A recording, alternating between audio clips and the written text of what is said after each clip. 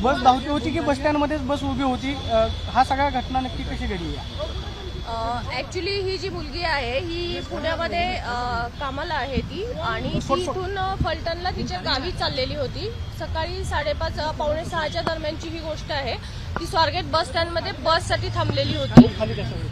बससाठी थांबलेली होती ती. तर त्यावेळेला आरोपी जो आहे तो तिथं गेलेला होता. तिच्याकडेनं फिरताना पण दिसतोय आणि तिच्या शेजारी बसलेला एक माणूस उठून गेलेला आहे. हे दोघांचं बोलणं चालल्यावरती आरोपी तिच्याशी बोललेला आहे. तिच्याशी गोड गोड बोलून त्यानं ओळख करून घेतली तिच्याशी आणि तिला म्हटलं की फलटणची कुठं जाते ताई असं तिला विचारलं.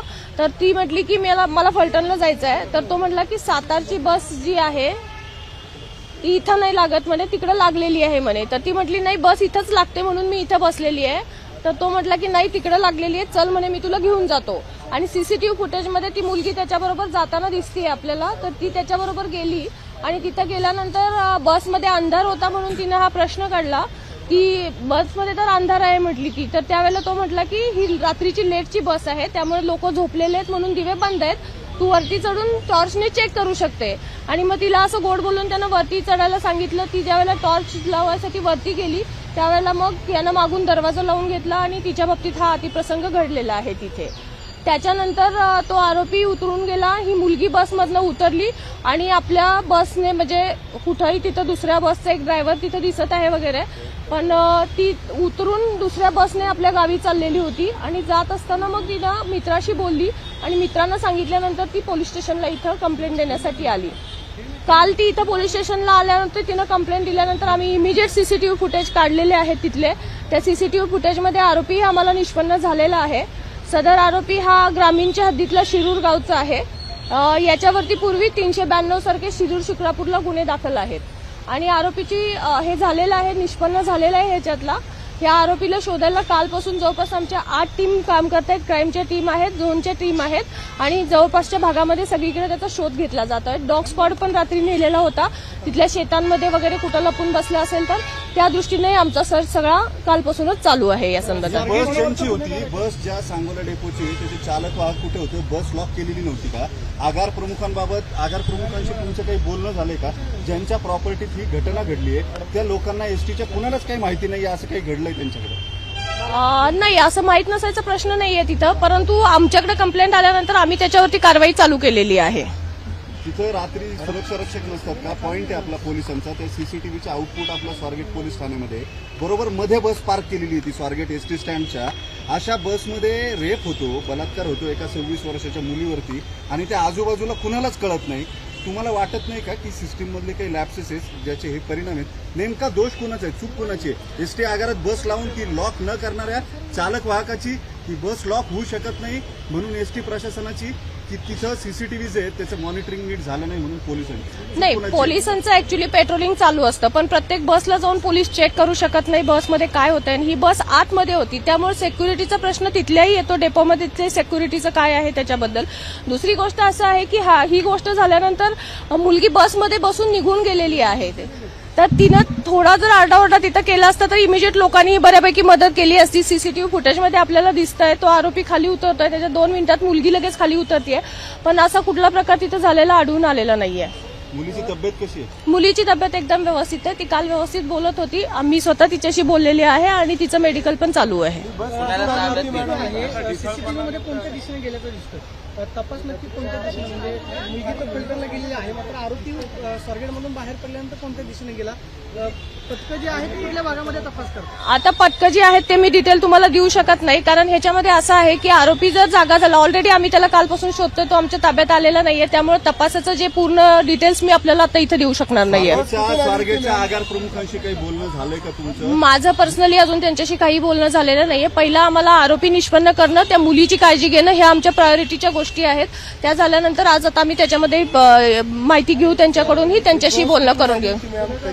आरोपीवर काय गुन्हे आहेत आणि त्या बसमध्ये हा आरोपींनी प्रवासी कशी काय आतमध्ये घेतला? नाही, त्याच्याबद्दल मी डिटेल घेतलेले नाहीयेत बसच्या बाबतीतले. त्या फक्त बस आम्ही सिक्युअर करून ठेवलेली आहे, कारण आम्हाला मेन म्हणजे पहिला आरोपी तो ताब्यात घेणं हे आमच्यासाठी फार महत्वाचं आहे. आणि दुसरी गोष्ट म्हणजे मुलीची मेडिकल करून घेणं आणि तिचं मानसिक स्वास्थ्य, त्याचबरोबर टीम लावून सगळीकडचं तपासावरती कॉन्सन्ट्रेट करणं हे महत्वाचं आहे. त्याच्यामध्ये आता हे पॉईंट तपासादरम्यान आम्ही घेऊ. सगळ्यात महत्वाचं म्हणजे की आतमध्ये स्वारगेट आगारामध्ये उभी असलेली बस ही आगार व्यवस्थापकांची जबाबदारी असते.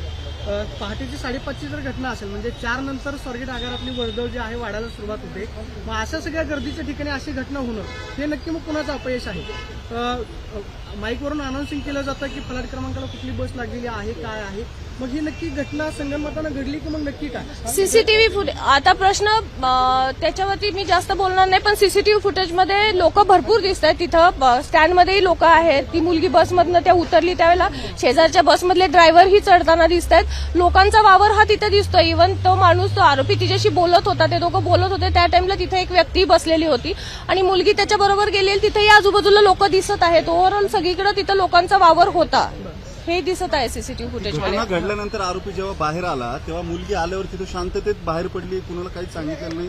आरोपी निघून जाताना दिसतोय शांततेत. एक्झॅक्टली, सीसीटीव्ही फुटेजमध्ये आरोपी खाली उतरला की लगेच 2 मिनिटात मुलगी हे झालेली आहे, खाली उतरलेली आहे आणि नंतर ती निघून गेलेली आहे. बसमध्ये बसून ती गेलेली होती. निंब्या रस्त्यात गेल्यानंतर तिने तिच्या मित्राला फोन केला आणि त्याच्यानंतर मग ती परत त्यांना सांगितलं की नाही तू ह्याच्यात कंप्लेंट कर. त्यानंतर मुलगी जवळपास 9च्या दरम्यान पोलीस स्टेशनला आलेली आहे ह्या सगळ्या गोष्टीची माहिती द्यायला. शॉकमध्ये होती का हे सगळं झाल्यामुळं तिला काय करावं हे कदाचित आपण तसं म्हणू शकतो. त्याच्यामध्ये तिला सुचलं नसेल आणि त्यामुळे ती उशिरा आली असेल, परंतु ती आल्यानंतर आपण इमिजिएट तपासाची चक्र सगळी फिरवलेली आहे. जामिनावर बाहेर होता का? गुन्हेगार बऱ्याच गुन्ह्यांमध्ये आहे. त्याचा म्हणजे 392 सारखे गुन्हे आहेत त्याच्यावरती. शिक्रापूर, शिरूर ह्या भागामधले त्याच्यावरती गुन्हे आहेत. एसटी विभागातल्या अधिकाऱ्यांची आपण चौकशी करणार एक नाही, याच्यावरती सिक्युरिटीच्या दृष्टीनं त्या चौकशाही आम्ही करूच नक्कीच.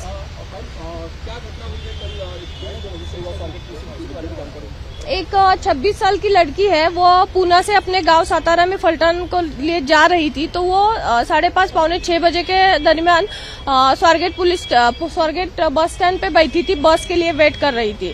तो दैट टाइम ये जो आरोपी है ये इसके पास आया है. उसने उससे पहचान कर खुद का मतलब पहचान बढ़ाई और फिर उससे पूछा कि दीदी तुम कहाँ जा रही हो. ऐसा मीठा मीठा बोल के उससे इन्फॉर्मेशन निकलवाई कि वो कहाँ जा रही है. और जब उसने बोला कि मुझे फलटन जाना है तो उसने बोला कि फलटन की बस तो वहां पर लगी हुई है, आप यहाँ क्यों बैठे हो, चलो मैं आपको बिठाता हूँ. तो लड़की ने बोला कि इधर ही लगती है. तो बोला नहीं मुझे पता है, बोले मैं 10 साल से यहीं पर रहता हूँ. तो वो उसको मीठा बोल के वहां पर लेके गया. तो लड़की ने पूछा कि बस में तो अंधेरा है. तो उसने बोला कि ये रात की लेट हुई थी बस, वो अभी है, वो अभी निकलने वाली है. तो आप चाहे तो ऊपर जाके टॉर्च से देख लो वहां पर लोग है या नहीं है करके. तो ऐसा बोल के उसने बोला कि ऊपर जाके देखने के लिए बोला. तो लड़की ऊपर जाके टॉर्च से देखने लगी. दैट टाइम वो अंदर आया, उसने दरवाजा बंद किया. फिर ये सब उसके साथ जबरदस्ती की उसने. उसके बाद ये आरोपी सीसीटीवी में दिखता है कि लड़की उसी के साथ जा रही है वहां पर बस तक, वो सब दिख रहा है. और उसके बाद जब ये हुआ तो उसके बाद लड़की भी वहां से निकली है और वो अपने गांव जा रही थी. तो बीच में उसने अपने एक फ्रेंड को फोन करके बताया कि मेरे साथ ऐसा ऐसा हुआ है. तो उसके फ्रेंड ने उसको बोला कि नहीं तू वापस जा और पुलिस स्टेशन में जाके कंप्लेंट कर. तो वो लड़की यहाँ पर आई पुलिस स्टेशन में और उसने हमारे पास ये कंप्लेंट की. उसके बाद हमने इमीडिएटली सीसीटीवी फुटेज वगैरह निकाला, सब ट्रेस आउट किया.